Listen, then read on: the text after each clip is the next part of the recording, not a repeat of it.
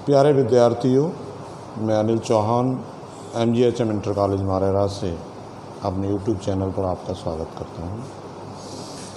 बच्चों, ये आज हाई स्कूल का 7वां लेक्चर आज अपलोड करने जा रहे हैं। आज आपको इससे पूर्व जो है मिरर फार्मूला, लीनियर मैग्नीफिकेशन, ये चीज़ें आपको समझाई थी। अब आज अवतल दर्पण और उत्तल दर्पण के उपयोग और उनको कैसे पहचानेंगे, किस तरीके से, ये आज इन सब बिंदुओं पर आज हम चर्चा करेंगे। देखिए बच्चों, पहले हम अवतल दर्पण के उपयोग के बारे में बात करते हैं। Uses of concave mirror.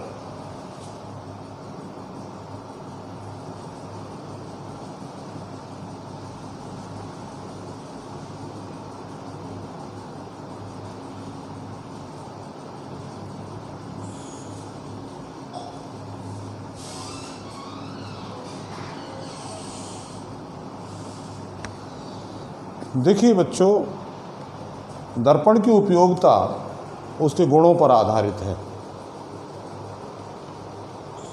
हमने जब किरण आरेख में नियम आपको बताए थे, तभी बताया था कि यदि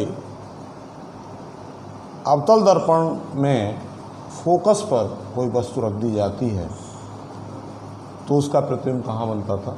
अनंत पर। देखिए, ये अवतल दर्पण है हमारा AB, या इसको हम PQ कह सकते हैं, PQ, और P इसका ये ध्रुव है, F इसका फोकस है, C वक्रता के। अब बच्चों देखिए, ये फोकस से ये किरणें समान ये जा रही हैं, दर्पण पर आपतित होती हैं और ये परावर्तन के बाद ये मुख्य अक्ष के समांतर होगा। बच्चों, इस गुण का उपयोग हम क्या करेंगे? सर्च लाइट, जो हमारे वाहन हैं उनकी हेडलाइट में इस गुण का उपयोग करते हैं।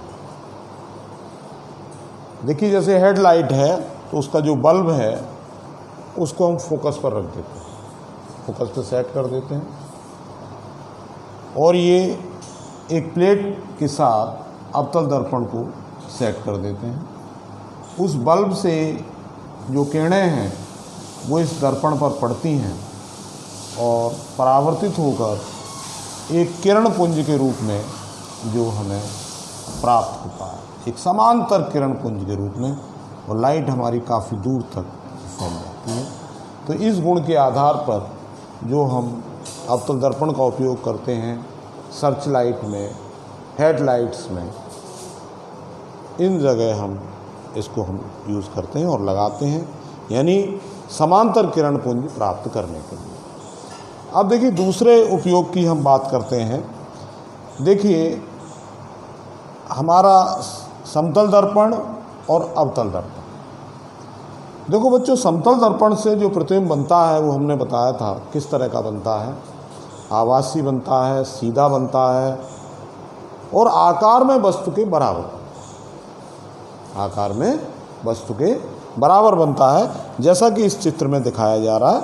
ये AB एक वस्तु है, देखिए, और यहाँ से देखिए ये B से एक किरण इस तरह जाती है और ये नॉर्मल है, और ये परावर्तित हो जाती है किरण। दूसरी किरण देखिए ये इस तरह जा रही है, ये भी परावर्तित होती है। ये दोनों किरणें इस बिंदु B पर मिलती हैं। इसी तरह बिंदु A से एक किरण इस तरह जाएगी, ये नॉर्मल होगा, और ये किरण परावर्तित होगी, और ये परावर्तन के पश्चात ये बिंदु, ये किरण यहाँ पर मिल जाएगी। देखिए इस तरह बच्चों, ये तो A' B' जो है ये AB का प्रतिबिंब बनता है, दर्पण के पीछे बनता है, ठीक उतनी ही दूरी पर बनता है दर्पण से जितनी दूरी पर वस्तु उसके समक्ष रखी होती है, परंतु आकार में बराबर बनता है बच्चों। ये समतल दर्पण के द्वारा प्रतिबिंब बनता है। अब देखिए, अगर हम ये देखें अवतल दर्पण के द्वारा जो प्रतिबिंब है, अगर हम वस्तु को ध्रुव और फोकस के बीच में रखें तो देखिए ये किरण जो है ये इस तरह से जा रही है कि वक्रता केंद्र से होती हुई, दूसरी किरण हमने ये ली है और ये किरण परावर्तित होकर और इनको पीछे हटाएंगे तो ये आभासी प्रतिबिंब इसका प्राप्त होता है, सीधा प्राप्त होता है। लेकिन अंतर क्या है समतल दर्पण में और अवतल दर्पण में?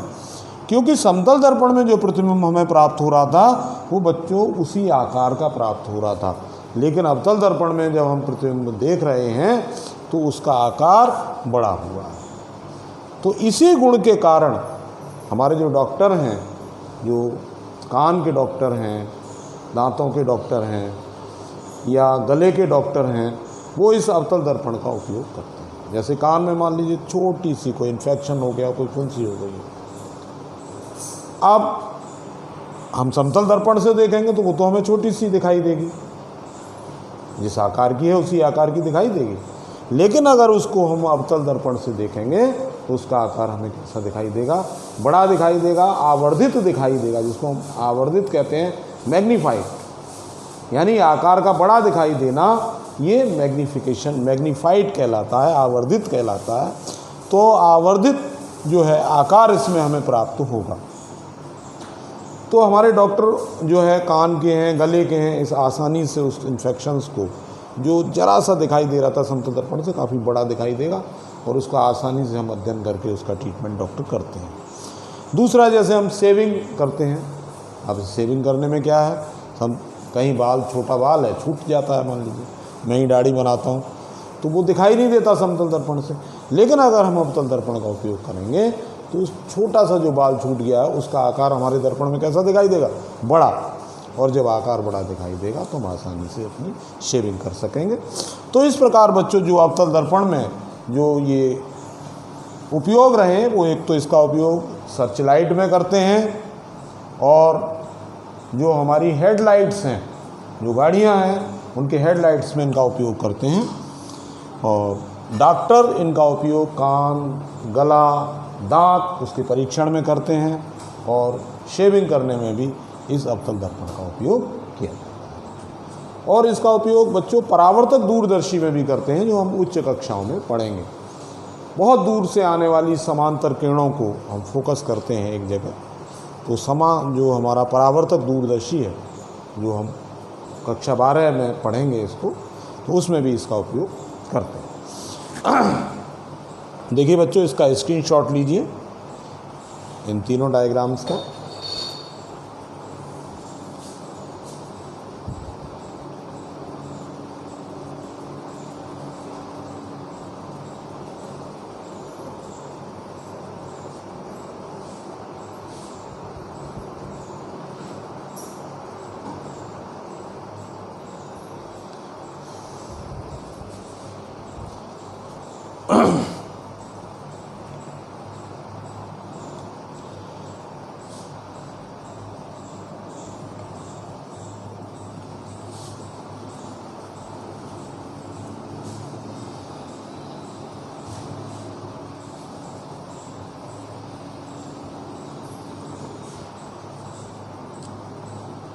देखिए बच्चों, अब उत्तल दर्पण के उपयोग।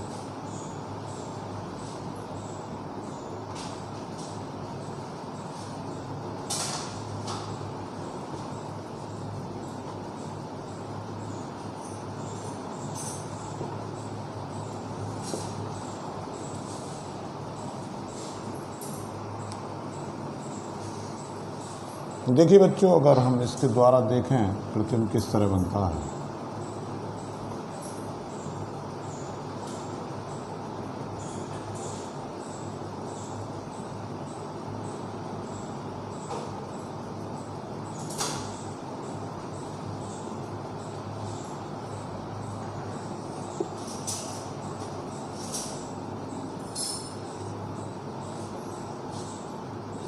देखिए बच्चों, ये जो है ये वस्तु है और यहाँ इसका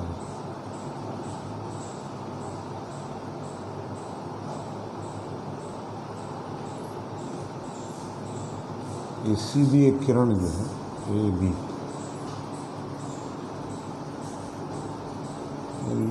देखें बच्चों, ये किरण जो है परावर्तित हो रही है इस तरह से फोकस में, और एक किरण बच्चों ये जो है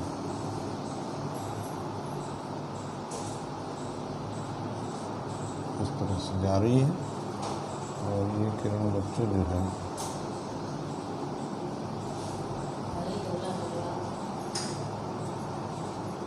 ये सी वक्रता केंद्र, ये फोकस, और ये इस तरह से इसका बी डैश। देखिए बच्चों, इस तरह से ये प्रतिबिंब जो है, आप चाहें तो एक किरण इस तरह से भी ले सकते हैं, अगर चाहें तो इसका ये किरण यहाँ पर हमें मिल जाएगी बच्चों, ये इस तरह।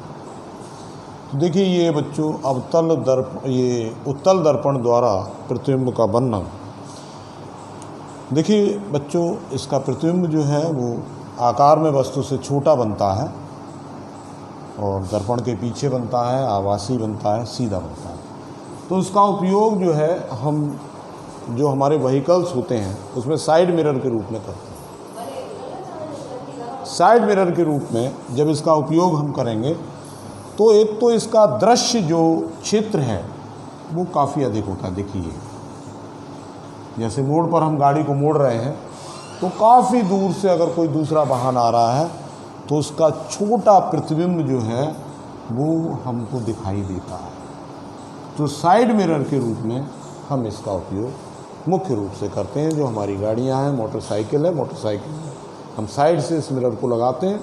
चलाते समय काफ़ी दूर की वस्तु, रियर व्यू, काफ़ी दूर की वस्तु के छोटे और आभासी प्रतिबिंब इसमें देखे जाते हैं, वस्तु हमें दिखाई दे जाती है। मोड़ते में भी अगर एरिया काफ़ी जो है बड़ा एरिया ये दर्पण कवर करता है, देखिए इस तरह से ये काफ़ी बड़ा एरिया इस तरह की दर्पण जो है, और उस रेंज में अगर कोई भी वस्तु आ जाएगी तो उसका प्रतिबिंब हमें दिखाई देगा। इसी तरह मोटर गाड़ियाँ हैं, पीछे आने वाले वाहन, इसमें आसानी से उनके छोटे प्रतिबिंब दिखाई देते हैं। तो इस तरह से बच्चों ये हमने अवतल और उत्तल दर्पण के उपयोग आपको बताए। चित्र के माध्यम से आपको समझ में आए होंगे। देखिए ये डायग्राम्स जो आज मैंने बनाए हैं ये बहुत ही उपयोगी हैं और परीक्षा में भी अक्सर पूछे जाते हैं। अब दूसरा हमारा जो यहाँ पर क्वेश्चन है या दूसरा बिंदु है जिस पर हम अब चर्चा करेंगे वो है हमारा, इनको हम पहचानेंगे कैसे, यानी क्या पहचान है हमारी तीनों दर्पणों की, यानी समतल दर्पण, अवतल दर्पण और उत्तल दर्पण। देखिए किस तरह पहचानते हैं। देखिए पहला हमारा पॉइंट है दर्पणों की पहचान। देखिए दर्पणों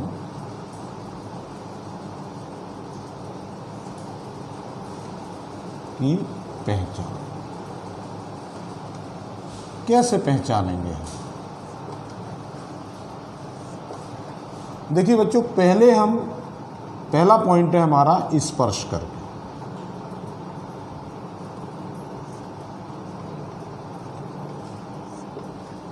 देखिए स्पर्श करके किस तरह से, देखिए अगर ये समतल दर्पण है, देखिए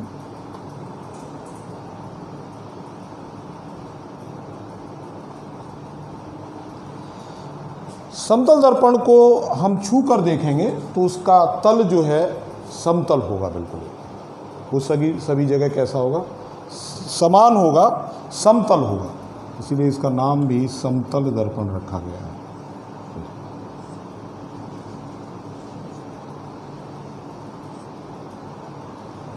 ठीक है बच्चों। अब देखिए हम यहाँ अवतल दर्पण की अगर बात करें, समतल दर्पण में जो परावर्तक तल होगा वो कैसा होगा, समतल होगा, और अवतल दर्पण में जो परावर्तक तल है वो दबा हुआ होगा। कैसा होगा, दबा हुआ होगा। उसको हम छू के देखेंगे तो बीच का जो हिस्सा है वो किस तरह का होगा, दबा हुआ।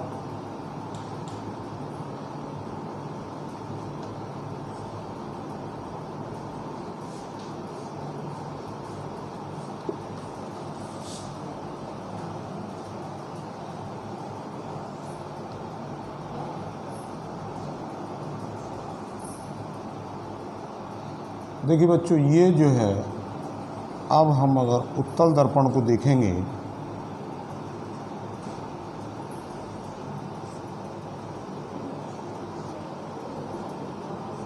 ये तो ये आपका उत्तल दर्पण किस तरह का होगा? अगर उसका हम परावर्तक तल देखेंगे तो बीच में कैसा होगा? उठा हुआ होगा। कैसा होगा? बीच में उठा हुआ होगा। तो ये तीनों दर्पणों को हम पहचान सकते हैं। अगर हमारे हाथ में तीनों दर्पण दे दिए जाएं तो समतल दर्पण क्या होगा बच्चों? समतल दर्पण में जो परावर्तक तल है, देखिए दो तरह के तल, दो तल होते हैं। एक तल पर पॉलिश कर दी जाती है, मैंने आपको बताया था कि इस पर जो है पारे की लेयर लगा के और जो है आयरन ऑक्साइड का लाल पेंट कर दिया जाता है। तो ये पॉलिश हो रही है इस हिस्से पर, देखिए ये पॉलिश है। तो हम इसको देखेंगे, इसका ये परावर्तक तल है इस तरह से।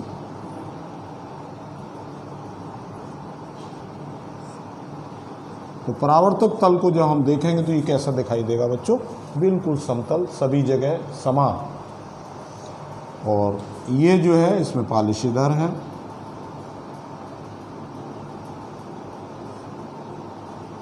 और ये बच्चों हमारा जो है ये परावर्तक तल है।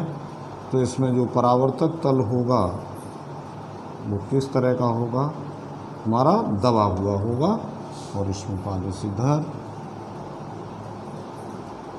और इसमें जो परावर्तक तल है वो हमारा कैसा होगा बच्चों? उठा हुआ होगा। तो ये ध्यान रखना है, ये तीनों की पहचान इस तरह हम स्पर्श करके कर सकते हैं। दूसरा पॉइंट है हमारा प्रतिबिंब देखकर।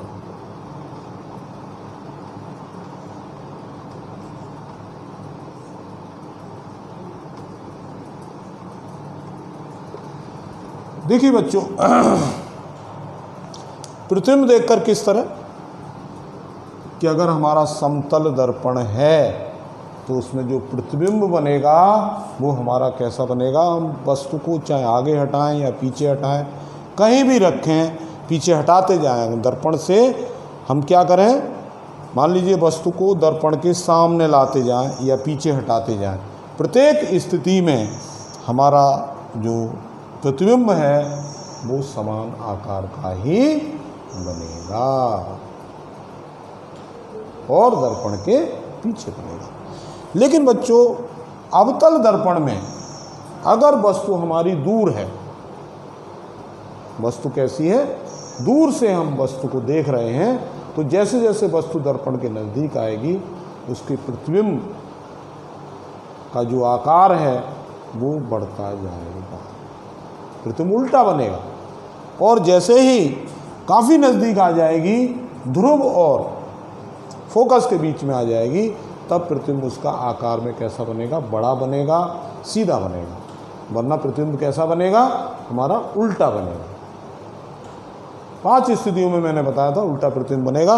एक छठी स्थिति ऐसी बताई थी जब वस्तु को हम ध्रुव और फोकस के बीच में रखते हैं। अभी मैंने डायग्राम से भी उस चीज़ को समझाया था। और उत्तल दर्पण में अगर हम देखें तो प्रतिबिंब सदैव कैसा बनता? वस्तु कहीं भी रखें, ध्रुव से लेके और अनंत तक, लेकिन प्रतिबिंब कैसा बनेगा? सीधा बनेगा, आभासी बनेगा, आकार में वस्तु से छोटा है। तो ये हम प्रतिबिंब देखकर भी बच्चों इसकी पहचान हम कर सकते हैं।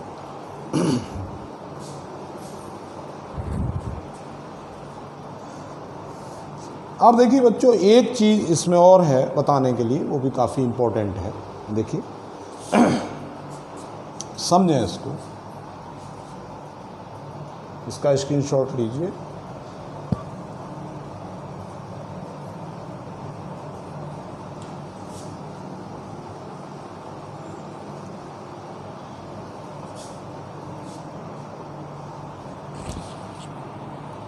बच्चों, संयुग्मी फोकस,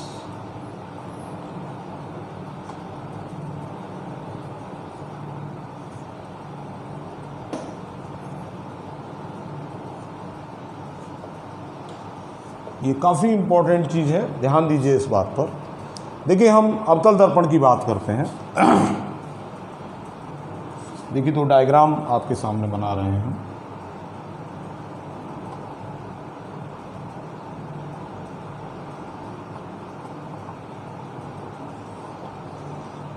देखिए ध्रुव है, ये फोकस है, ये वक्रता केंद्र है, और ये आपका देखो बच्चों वस्तु को अनंत और वक्रता केंद्र के बीच हमने रख दिया है। ठीक है, एक किरण हमारी इस तरह से समांतर किरण जाएगी, फोकस से होकर निकलेगी। दूसरी किरण हमारी जो है हम चाहें तो इसको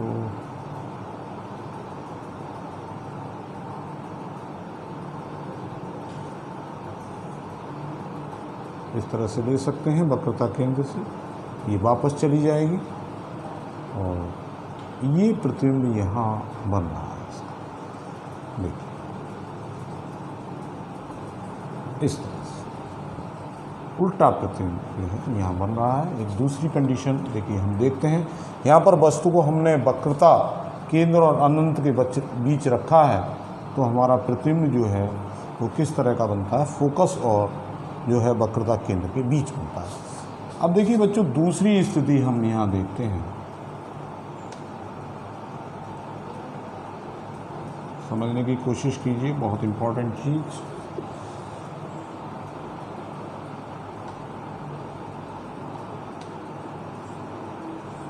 अब हम वस्तु को जहाँ हमारा प्रतिबिंब बना था वहाँ रखते हैं।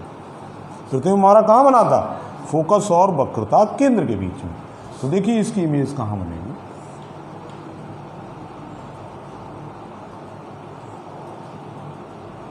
ये इस तरह से बच्चों।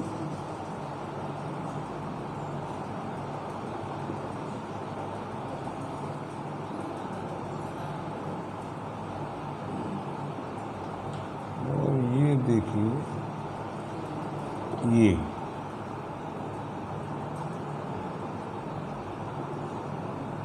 A dash B dash.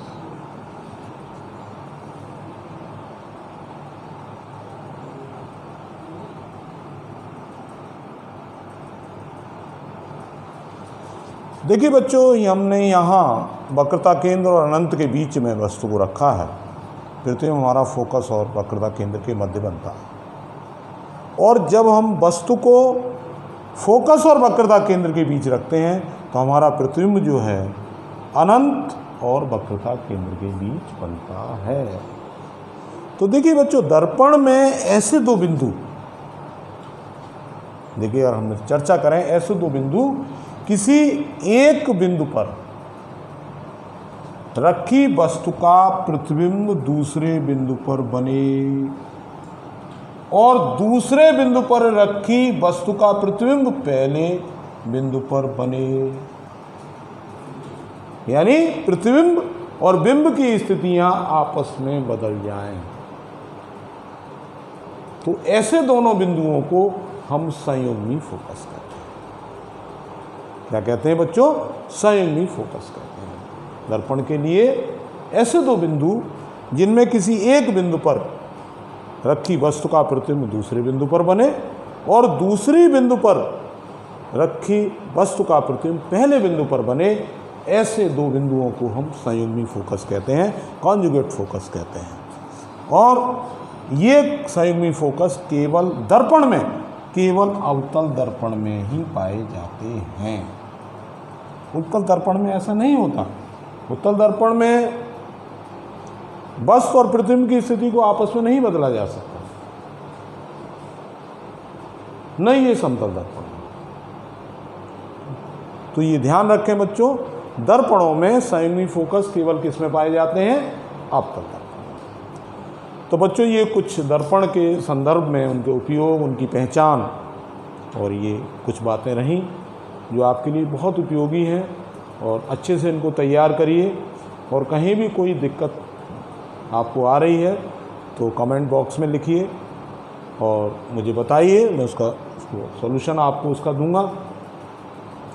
अब हम लोग जो है अगले वीडियो में इन दर्पणों से संबंधित कुछ आंकिक प्रश्नों पर चर्चा करेंगे, आंकिक प्रश्न बताएंगे आपको किस तरह निकालने हैं। तो बच्चों आज के लिए इतना ही, धन्यवाद बच्चों।